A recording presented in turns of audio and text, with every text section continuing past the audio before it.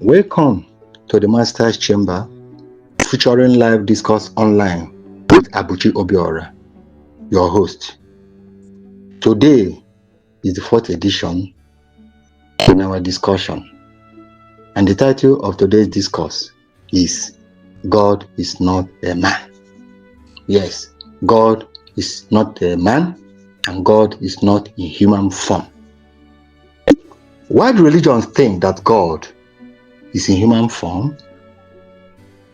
Nobody, not even Patriarch Moses, said that God is in human form. The only thing Moses said about God was that he saw either a raging fire or a form, an image, which he did not categorize as being in human form. There are two possible reasons why human beings have been made to believe that God is in human form by consecutive generations of religious leaders around the world. The first reason is the natural lack of omniscience in human beings because of the mortal nature of human beings. While the second reason is the chauvinistic disposition of men towards women, exhibiting a cross-generational gender bias towards women. We will talk about the first reason here. As for the second reason, there will be so much to talk about as we progress. The concept of God as a human being in the form of a man started with the advent of the Judaism monotheistic religion of the Middle East, shortly after he returned from Egypt.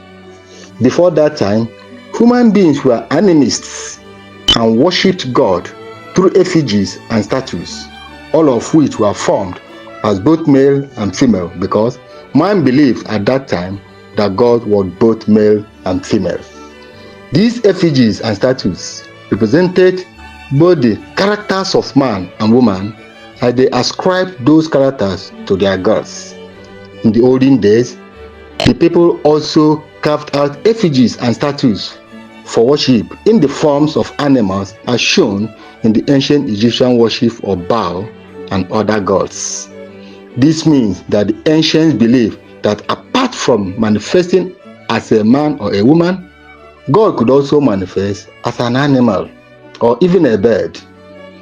In conclusion of today's discourse, nobody actually knows what God is like, though we will find out by the qualities ascribed to God that if God is a human being, he will actually be a woman. Yes, a woman. Many people will be reluctant to believe this, but that is the truth. Human beings invented God and ascribed the form of man to God to satisfy man's need to objectify God. If God could manifest as a burning fire to Moses so that Moses would be able to communicate with God in the language of human beings as is recorded in the Bible, God can also decide in his omniscience, omnipresence, omnipotence, and omniscience to manifest in whatever form or forms God may decide to manifest, including in the forms of any animal or bird, so that God can also speak to them in their own languages and not excluding the forms of anything else as God may please.